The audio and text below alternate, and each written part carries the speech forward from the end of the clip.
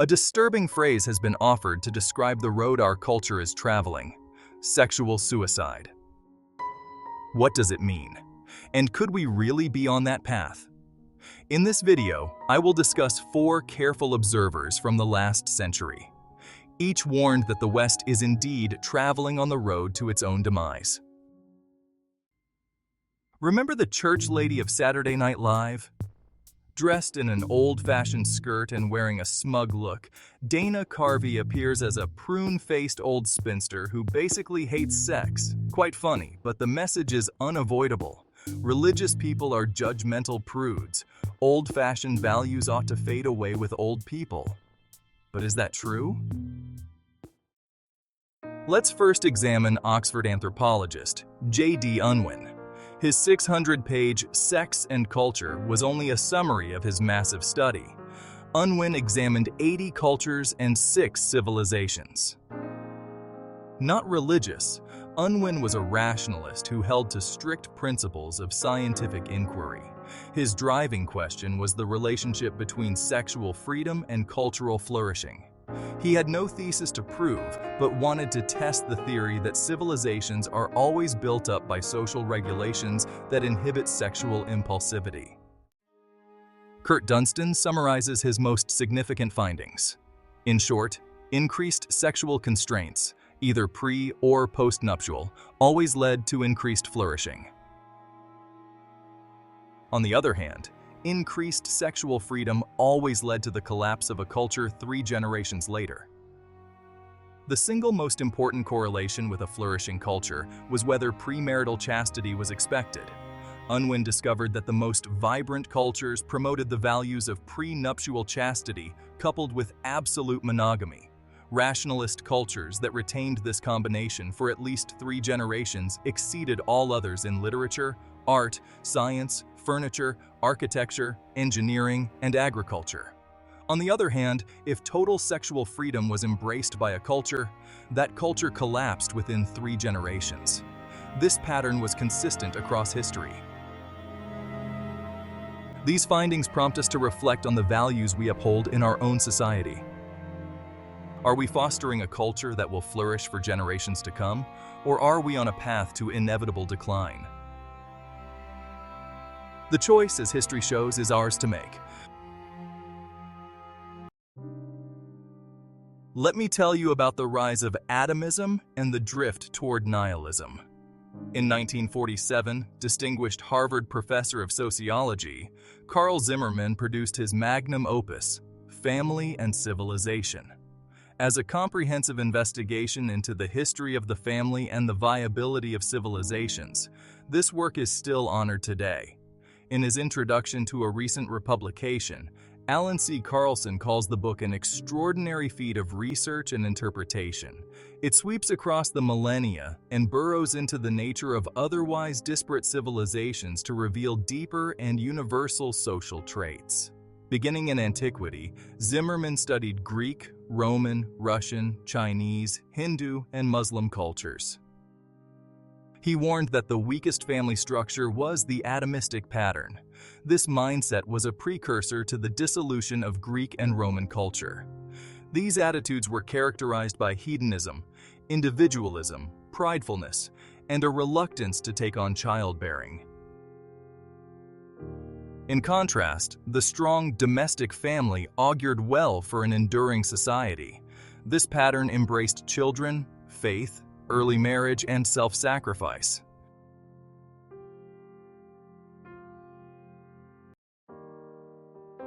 In 1973, lone conservative intellectual George Gilder stepped on progressive toes with unpopular warnings.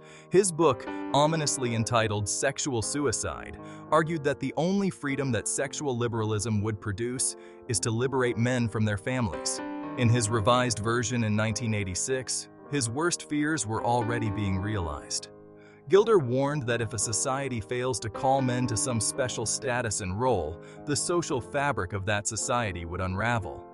Gilder argued that while the role and dignity of the female are unimpeachable, the position of the male is always fragile and tenuous. Life itself issues from the woman, who remains at the center of the most basic unit of life, the family. However, the man's role is subject to the peculiarities of his particular culture. Margaret Mead states it directly: "The central problem of every society is to define appropriate roles for the man." Historically, the role of provider and protector has given the male a solid sense of value and place in the world. And in the family, until recently, a young boy would define himself as valuable in distinction to the girl because he believed that she would need him in his capacity as protector and provider or head of the family. She, in turn, valued and accepted her unique sexual identity as life-giver and nurturer, knowing that such an identity and honor is hers merely by virtue of her own body. Accepting her femininity, she had no need to compete with the male for dominance, and so naturally confirmed to her mate his value to her as a man. Aside from sexual intercourse, the male lacks obvious essentiality. Is he even necessary? In a sense, even this act is trivial. He may not even know for sure whether the child belongs to him. The father is neither inherently equal to the mother within the family, nor necessarily inclined to remain in it. Gilder noted that women take their sexual identity for granted, but men must be made equal by society. Regardless of whether a young dad holds a bottle or changes diapers, he will never experience the depth of sensation or fulfillment felt by the woman as she suckles her child. In less developed societies, the greater physical strength of men provided compensation. In more advanced cultures, men have counterbalanced their less critical connection to the family with their role as provider. Money, said Gilder, replaces muscle. As young women outpace men in earnings, even this connection grows increasingly tenuous. Gilder further pointed out that in societies that survive, sexuality was kept within proper boundaries. Traditionally, as a young man learned to submit his sexual drive to the rhythm of the female, with its accent on long-term consequences, love, and commitment, he gained self-control, maturity, and personal confidence. In Old England, for example, the bride's father would not give the hand of his daughter to a man who had not first proven his manhood by building his own farmhouse. Sex with the female was the long-term prize of sweaty effort and the mastery of skills. Calling for a return to more traditional roles, Gilder warned that should the sexual revolution, in tandem with women's liberation, render this process archaic, the sexual constitution would be disrupted. The stability of the family, and indeed, society itself, would be severely threatened.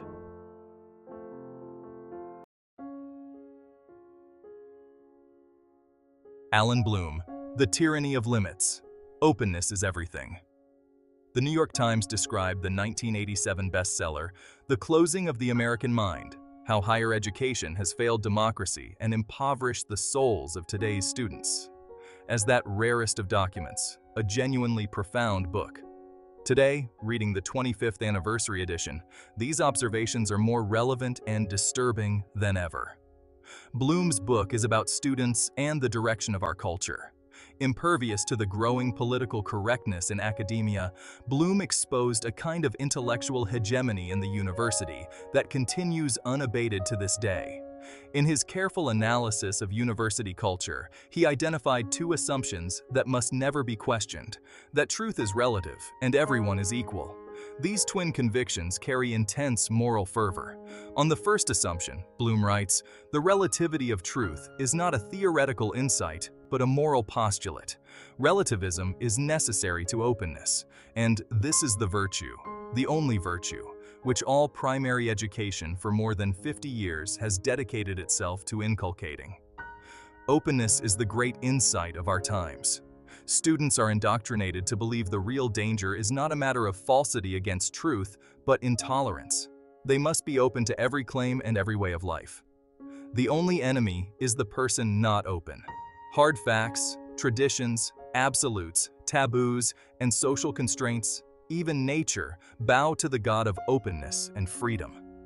All limits are arbitrary and tyrannical. there are no absolutes. Except that there are no absolutes. The consequences for personal relationships, writes Bloom, have been disastrous. Students lack dreams, passion, or concern for anything beyond themselves. The ideals of patriotism, family, and religion have faded into a self-centeredness in which everyone does as he pleases. Set free from the moorings of tradition and community, young people are spiritually unclad, unconnected, isolated, with no inherited or unconditional connection with anything or anyone. They can be anything they want to be, but they have no particular reason to want to be anything in particular. Besides the absolute that there are no absolutes, the other absolute is a deeply held belief in equality. Everyone is just persons. Since everyone is the same, distinctions must be eradicated, or at least not noticed. Since males and females are the same, sex with either sex is optional. The doctrine of relativity or openness, by the way, demands that you agree. These overriding principles of openness and equality have carved a path into the American zeitgeist well past politics and education. These twin forces, feeding each other in a strange alliance, have penetrated the most intimate areas of sex and love. The sexual revolution marched under the banner of freedom, feminism under that of equality. The common denominator is separation, an uncoupling of the sexes from each other and from nature. The feminists declared that biology was not destiny and agreed with the sexual libertarians in separating sex from traditional boundaries, commitment, and the natural telos of sex. Each celebrated abortion. For the feminists, freedom from pregnancy carried the additional gift of freedom from the patriarchy. Invitations to consciousness-raising groups were advertised with little reference to men, family, or children. The goal of uncoupling from male dominance overlapped nicely with the easy coupling of free love in the 60s. Bloom observed how the sexual revolution equated happiness with sensuality and entailed a significant assault on modesty. As shame disappeared, sex became no big deal. In other words, depersonalized. When sex is just sex and the person disappears, one body is as good as another, or equal to another, just as women are equal to men, have equal roles, are equally self-sufficient, and have no great expectation for each other. Bloom also noticed that words such as "I love you" were rare. The phrase "I'll always love you" was never spoken. Respect for each other's freedom seemed to preclude both passion and commitment. Ideologies not grounded in truth or nature invariably push against nature. In the obsession with equality, feminists demanded that men embrace an equal share of household duties and childcare. This meant that men must change their nature. The souls of men, their ambitious, warlike, protective, possessive character, must be dismantled in order to liberate women from their domination. Men must become caring, sensitive, and nurturing, or else they are stubborn and sexist. Men and women are the same. Never mind that only women give birth, have breasts, and experience a flood of nurturing hormones. Bloom, unafraid to call a thing, quips, "Law may prescribe that the male nipples be made equal to the female ones, but they still will not give milk. It will never be the nature of fathers to have the same attachment to children, and when women attach themselves to their career as do men, is this not, Bloom wonders, a formula for child neglect?" Bloom traced the various political and philosophical strains behind the decline in classical scholarship, student discipline, and cultural cohesion. However, his assessment of the state of love lingers as a particularly heavy indictment. How much, indeed, have relations between the sexes suffered at the hands of ideologies gone awry? How much have the principles of equality and freedom become ends in themselves, detached from calm reason, from historical wisdom and nature herself? And to what cost to the family, or the culture at large?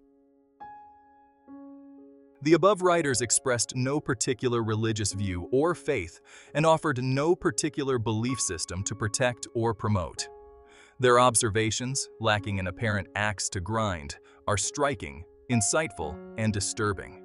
Is it not time to reconsider the wisdom of traditions that embrace natural longings for love and the assumptions that the sexes belong together to form families and shape the future? To investigate the ways of the sexes from a biblical view, consider the book, Sex and Society, God's Design, Tradition, and the Pursuit of Happiness by psychologist Michael Kuiper.